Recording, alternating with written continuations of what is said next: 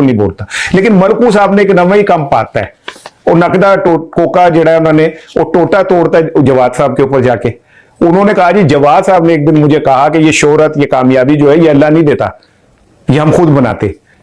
अब मैं नहीं कह रहा भाई, मैं अपने पल्ले से नहीं कोई गल कह रहा, जवाद साहब की नीयत पे मैं कोई शक नहीं कर रहा, लेकिन ये बात मलकू साहब ने अब न्यू टीवी के एक प्रोग्राम में गुफ्तगू करते हुए कही कि जवाद साहब ने मैंने मुझे कहा कि शोहरत वोहरत कामयाबी इंसान का बड़ा नाम बनना, इसमें अल्लाह कुछ नहीं करता, ये बंदा खुद कुछ करता है। और जवाद साहब, अल्लाह अगर चाहे तो आप अगला सांस नहीं ले सकते, अगर अल्लाह चाहे तो आप एक कदम उठा के दूसरा कदम नहीं रख सकते।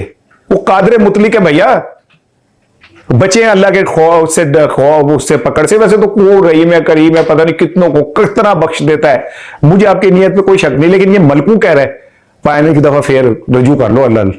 ये जो कुछ भी आपका एक नाम था, आप एक अच्छे सिंगर थे, ऊंचा मजाजा वाली आ गई, इतना अच्छा गाया था आपने, ठीक है, अब मेहंदी की ये रात, मैं आपका फैन हूं, लेकिन आपने की किया, सारा कुछ ही रोड़ के रख दिया आपने।